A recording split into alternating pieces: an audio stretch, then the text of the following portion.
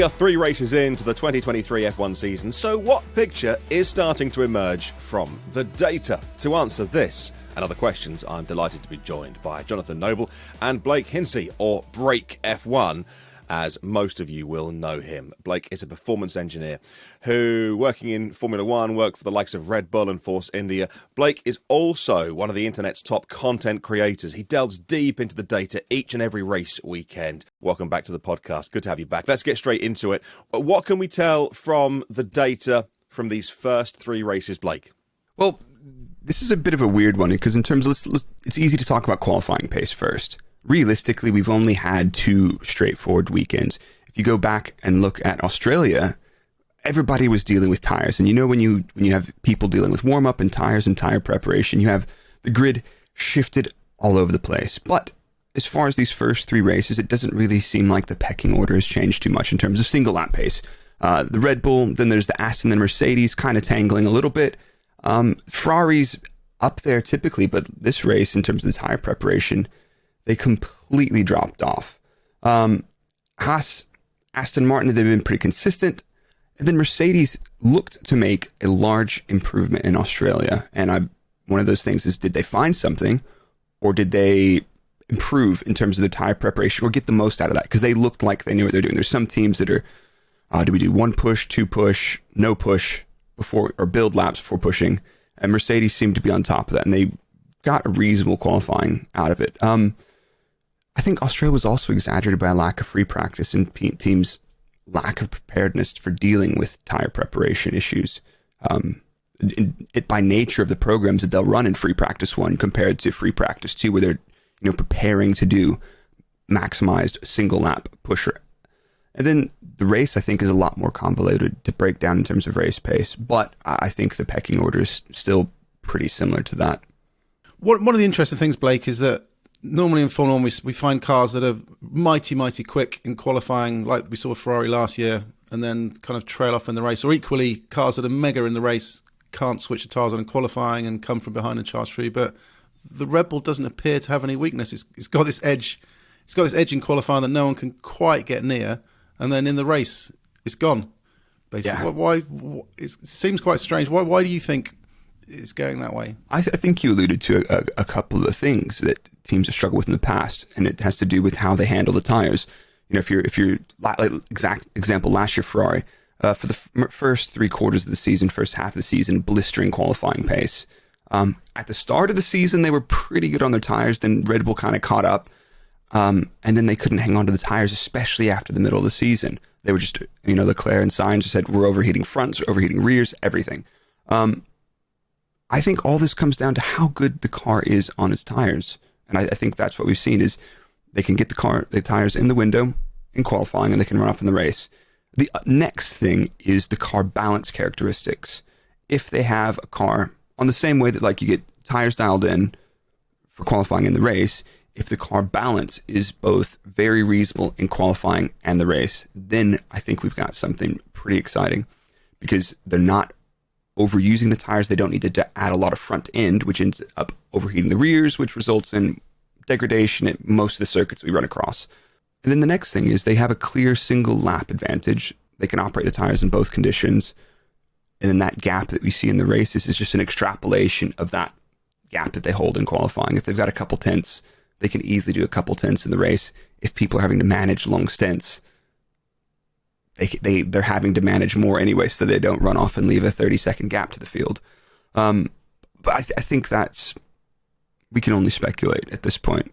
I think one of the things as fans of the sport is that we kind of want an instant answer, and there's no instantness to this answer as well. We want to look around and say, well, what's the one thing that Adrian Newey, the magician, has done so well? And perhaps, well, as you've said on your channel as well, look, there's lots of things that Red Bull have done really well and put together. One of the things we haven't talked about yet is the DRS advantage. Last week we had a video on this channel about the DRS advantage that the team seem to have. We saw last time out in Australia when Max overtook Lewis. It's like Lewis had pulled the handbrake on. It was so easy, almost a little too easy. We'll come on to that in a bit about how much Red Bull might not be hiding their pace. But can we talk a little bit about the DRS advantage? Is this showing up for you, Blake, in the data you're looking at? Yeah, I mean, if you look at the team's ranking in terms of Melbourne in DRS Delta, there were 4 standout teams. We had Red Bull, we had Haas, AlphaTauri, and Alpine with a large DRS Delta. But that's only one side of the story. What is their top speed and what is the efficiency of the car? And DRS Delta is a really interesting topic. And it doesn't appear to be an engine power advantage for Red Bull, which is, I think we can conclude, because their sister team, AlphaTauri, have the same engine, and they typically feature in the lower part of the speed traps. So I believe they're running the same hardware, and I don't think teams can run differing specs on a manufacturer. They have to run the same spec, which I think makes sense. But the DRS Delta that Red Bull has is very large, but Haas also have a really large DRS Delta. And to be fair, in Australia, Haas were very quick in the top speed traps. The thing that they lacked was the downforce. The large DRS Delta is kind of twofold. One, the car is efficient, and it's efficient everywhere. DRS on, DRS off. But they've got the fastest pace as well. So you've got this thing where the DRS is a useful tool in high downforce formulas to make it easier to overtake, because they've got so much downforce and drag on the cars. Overtaking is quite difficult. And yes, that's fine. But in order for the DRS to be effective, you have to have a pace delta as well. Because let's go back and look at Melbourne in the race, and you pointed out Verstappen flying past Hamilton. He flew past him because he had a huge pace delta as well. You look back at the rest of the field, it's not like there were cars out of pace order overtaking each other back and forth. So it's one of those things. It seems like a little bit contrived sometime, but I don't know. The next thing is drag. Drag's very sensitive to a couple things, which rear ride height is one of them. So are they able to operate the car in a way such that the ride height is high or in the right window through the corners, and on the straights it's very low? And we've seen teams do this in the past. We appear to have lost a lot of the mechanisms that allowed us to do that via the suspension regulation changes or simplifications to make it where you can basically use springs and bell bills. No more hydraulics, no more pneumatics, all that stuff. So have they found something there? And then the other thing is there, that's changing the states, but have they found a way to generate more downforce in the corners through the states like yaw and roll, and then in the straight line the car generates less downforce and drag, which I think is kind of the holy grail, and I'm not sure they've pushed so far into that. And that's one of the things I don't know. Everybody's looking minimize drag in straight line, maximize downforce through corners. Are they able to do that better than anybody else?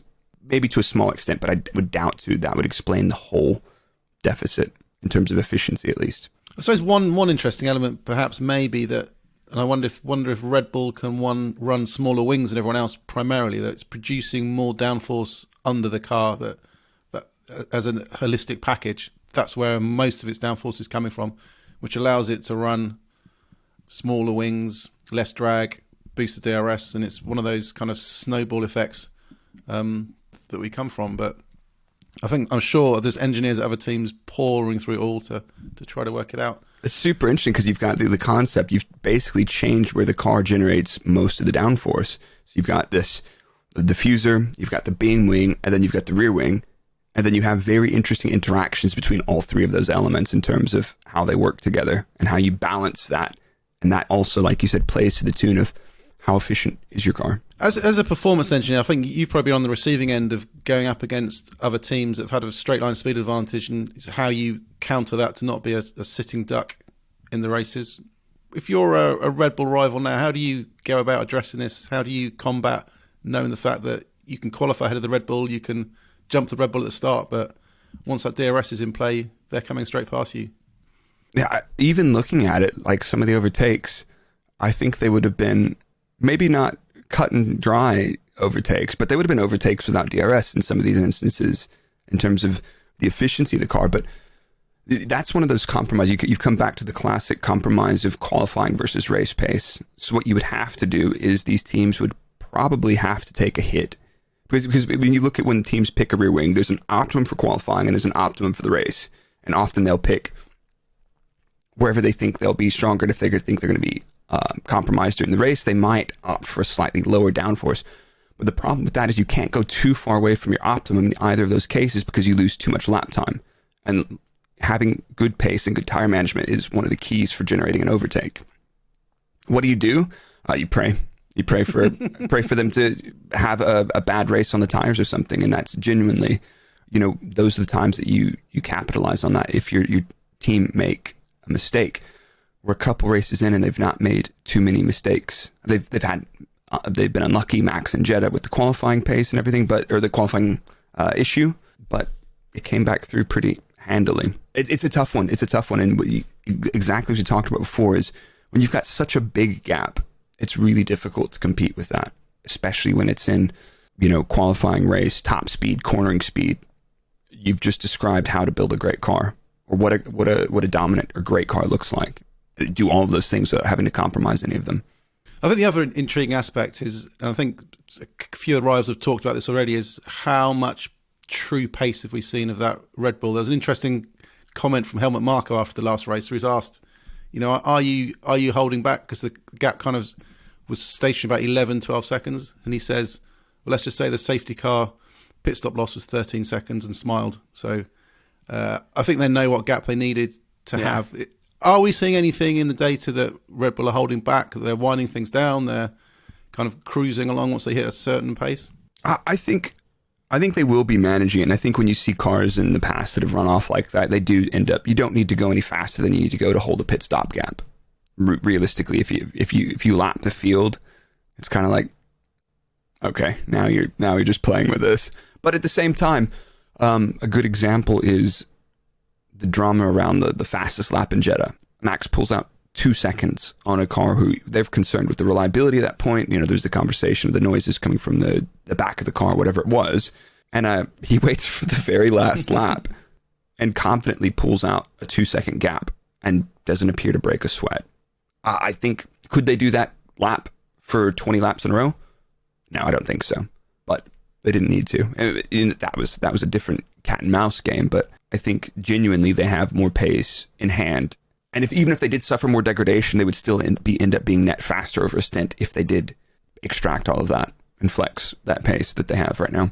George Russell has made the same point in the last few days as well, saying we haven't seen the true pace because it would be one of those situations where in the past teams have shown their pace for whatever reason, two teammates fighting, they both want to win, and then whether it's catching the eye of the regulators or other bodies in Formula One, when perhaps there were other things that could be done to slow a team down. So he thinks it's all very tactical, and Red Bull are holding them back. But can you just explain from an engineer's point of view when we say turning the car down, for any of our viewers who might need to catch up a little bit, or need explaining, like me, what does that mean? Because what I want it to be is Christian Horner sits on the pit wall and is got these big, Dr. Evil dials being like, Max down a bit, Sergi, I'm up a little bit. That would be amazing, wouldn't it? Yeah, exactly. It's like, what? What's that? You're not listening? Oh, I'm sorry. I'm so sorry. Down a little bit. I'm sure Christian would love that as well. But so what do we mean when we say turning the car down? Well, there's two things, and one of them actually in recent years I'm not particularly clear on. But in the past, you have engine settings that you can turn, which will turn the car down from a given power level. You can't turn it up anymore, which was party mode and everything like that. But I do believe you still can turn it down, and that's one factor. But that's usually not a very efficient way of going slower. The most efficient way of going slower is literally one, lifting coasting like you're saving fuel, and the other one is two, just backing off through the corner. So that's what you'll tend to see. It's not like you see when they back it off that they lose 10 kilometers in a straight line. You see them just going slower everywhere, which is indicative of, when you look at data, you can only observe what the driver's extracted from the car. So if that's all you saw, you would say that car's not very fast. And then you see Jeddah final lap, and it's like, okay, that's what 2 seconds a lap looks like. So it is the drivers managing. And one of the key things you'll hear, especially you heard on the radio in Jeddah, was the race engineers to the Red Bull drivers and other drivers, probably not so much because they were trying to catch up, but they were giving them a lap time pace. So every time the driver crosses the line, they get a delta and they say, here's your last lap. It was 1 minute 32. And the engineers in their ear, we need you to 133. And they know it's like, right, I need to look at my delta through the lap and I need to kill a second through this lap. And that's it. So right now, turning the car down is literally the engineers giving the drivers an instructed lap time. And just telling them to chill out. Otherwise, all the politics is going to happen, and they're going to come at them with the forks and the knives and cut some parts off of their car when they're not looking, just to make the racing a little bit more exciting at the sharp end. Brilliant. All right, let's on a slightly different topic, but related. The red flag chaos of Albert Park that we just saw had a lot of people in Formula One and us watching at home scratching their heads a little bit. The race was well past 75%, and yet they decided not to just call it a day and hand out full points, but wave a red flag, and everyone comes. That was 4 red flags, but technically 3 race red flags, and then do those restarts. Now, there's also the debate about whether they should have been red flags or safety cars or VSCs or whatever, probably a full safety car to clear up gravel, etc. But from your point of view, from an engineer's point of view, how do you deal with that stop-start nature? I think one of the most important things, and you see teams that will do well, and nobody really lost out as a result of those, other than other things we'll get to. But I think teams, so you've got the structure. It's chief engineer, team manager, then chief engineer, race engineers and strategists. When people know the rules and they know how things work, they do not need to have these communication loops. Oh, hey, what do you think about that? You can literally know, like, right, here's the rules, and there's a point of contact. Right, that's what we're doing. I know the rules. That's what we're doing. And that's fine. And that's how you don't get penalized in situations like that. It's like, oh, you're not allowed to do that during this period. You don't have to ask a bunch of questions. And you're prepared for the eventualities. You know, it's the teams think like something happens, a red flag comes out, and everybody just panics and like, what do we do? What do we do? That's not what they do. You know, in terms of strategy, you've got pit windows. So you discuss them before the race. You clarify them every 5 laps of the race. From the strategist, like, right, if we have a VSC or safety car now, what do we do on car A and car B? And the engineers know exactly what they're doing. So if a safety car comes out, they can literally key the radio up and tell the driver, box now, or box to overtake, which is do the opposite of the driver ahead or stay out. And those aren't things where it's like, hey, we've got a red flag. Let me just ask the strategist what they think about this and we'll have a conversation. No. I mean, you have seen teams in the past do that where they seem a bit confused and flustered, and that's probably a lack of protocols that help them do that. But most of the teams are very good at that. So preparation is key, context and awareness. And you see teams that have all of those things well do a very good job. But it's not entirely objective, is it, Blake? Because there are interpretations, and you know, Russell's race was wrecked on Sunday by primarily the engine, but also earlier on with the strategy and the red flag for Albon. How do you dial out the emotions when things aren't going your way? How do you cope when an interpretation, you know, you spend all weekend preparing, you've run your strategy, everything's all planned out, and then someone else's interpretation pulls it away from under your feet? Well, I guess specifically with Russell is the idea of safety car comes out and you're looking at that safety car thinking, we're going to get a great stop. We're going to go onto the hards and we're going to go long. And then they pull out the red flag and he's like, what? I think at that time, even the conversations you had with him, you saw him and Toto talking and they were like, everybody genuinely looked at that incident and they thought, yeah, that'll be a safety car. And then the stewards decided, okay, or the race director decided, all right, gravel everywhere. That's probably a sweeper truck on the track. There's been a big impact with the Armco there. We might need to inspect the tire barriers. And it's like, it's one of those things. And I think Mercedes did the right thing there. You know, you saw them. They knew exactly what their scenario was. Safety car, right? We're going long on hards. I think you can't control that. And I think George and Toto, like you could see their conversation. It's like, we tried. We don't know what to do. And I think George was, yeah, you know, that's out of your control there. The other one is Carlos on the final one. Like, what do you do there? He was distraught, and it's like, it was a mistake, fine, but he knew exactly what happened when they said you're getting 5-second penalty. It's like there's an outlap left. Yes. Yeah, and that's how do you deal with that? Well, fortunately, like hopefully the emotions that you have on that final lap behind the safety car can't interfere with the outcome of your race, particularly. But did he not get had over a little bit by Hülkenberg, who was having issues? It pushed him even further back. I think Carlos tried to drop back, didn't he, from the train at the coming around the final sequence to build up a gap and then accelerate across the line to see if he could somehow get the magic 5 seconds, but it didn't work. And yeah, Hülkenberg had that engine problem and slowed down at the end as well. So yeah, but yeah, how do you deal with that? Honestly, when you don't. And you see some drivers and teams will get really emotional and flustered, and at that point your race is already damaged effectively. So reset, try again. We heard it all play out on the radio as well, with some passion and some lots of passion, but and that's him and that's the team as well. We even had other drivers like Logan Sargent being told, "Hey, just tone down the radio just a little bit, because this is all broadcast." All of the team radio is available. I have a final question for me, actually, because there was a story recently when Stefano Domenicali was talking actually about MotoGP in a different interview, and they asked him about Formula One, and he made a comment on practice sessions that they're useful for pesky performance engineers. I'm paraphrasing there.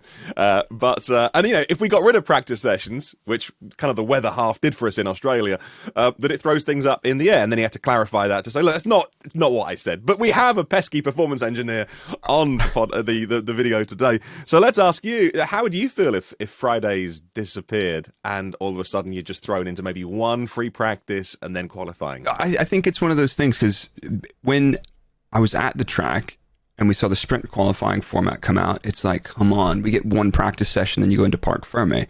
And as an engineer, we love to mess around. You want to optimize, get the most out of your driver, get the most out of the package. You've tried some new stuff in the simulator. Can we extract that? And you can't really do those development tests on the track. It's like, how much does changing the camber, can we get better tire degradation by doing a long run, doing something a bit crazy with the setup? You can't do that anymore. But on the other hand, now that I don't have to do that anymore, and I can just observe and enjoy what's happening and understand pace and everything of the other cars. One practice session. I mean, look at this weekend. It was interesting. Did it change Melbourne as a race? No, I don't think so, because I think Melbourne was going to be a not particularly exciting one stop. Effectively, Melbourne turned into a hard tire sprint race, bookended by red flags. But I think at other events, you will see that shake up the pecking order. Is that artificial to an extent? But realistically, you can get by. You don't need free practice 3, in my opinion. Free practice 3 is a dress rehearsal, and if you've messed up Friday night and you don't have the car sorted by the end of FP2, very rarely are you going to sort it out on FP3. So can you get rid of FP3? Yeah, I think so. But can you get rid of all the practice? No. Is it unsafe? Also no. A lot of the people say, well, the drivers don't have time to learn the car. That's true. But when it rains on a race weekend, that is the first time that driver has experienced possibly that car, possibly those tires in those track, in those varying conditions, which could be, 20 seconds off the pace. Is that unsafe? Well, it's kind of dangerous, but when you buy the ticket to a racing event, it's got that thing on the back that says motorsport is dangerous. So, yeah, I think you can get rid of some of the practice, get rid of all of it. That'll be a little bit, I'd bleed a little bit for all the engineers out there. I think the sprint races have worked, haven't they? That 1 hour of practice, and you get. I think the success of sprints is the impact they've had on the Sundays. I think all the narrative of all the sprint races we've had, whether it's been, Russell's win against Max last year, the Lewis Max collision at Silverstone, Ricciardo's win at Monza, they've all been elements that have come out of what happened on the Saturday. Yeah. That's come because there's been so little preparation and things are a little bit up in the air and jeopardy is a bit higher. So I think cutting back the practice, it's always that conflict, isn't it? The engineers want as much time as possible to perfect everything, and us watching from the sidelines want things to be as unperfect as possible. Yeah, so exactly. There's more drama. Exactly, and there's more to talk about. Well, there is always stuff to talk about on your channels. Any of our viewers can follow you on all those places from social media, like Twitter and the YouTube channel you have, and Twitch. Search for Break F1 with 3 R's, or sometimes just Break as well. Let's just break everything now. Let's just break. Just break everything. So easy. Okay, so just Break with 3 R's, then you can find Blake and follow the amazing things that he's making online and talking about. And you can get more insights if you like stuff like this from someone who knows what they are talking about. So thank you very much for watching the video today. Now it's your turn. We want to read from you in the comments below what you think of the season so far. And what do you think that means for the rest of the season? We're, at the time of recording this, into a little mini break because of no China. So now is the time to keep the conversation going. We want to hear from you and what you have to say about Formula One. We love to read your comments. Make sure you subscribe to the channel if you love things like this and you'd like more videos in your feed. Thank you for watching, and we'll see you on the next one.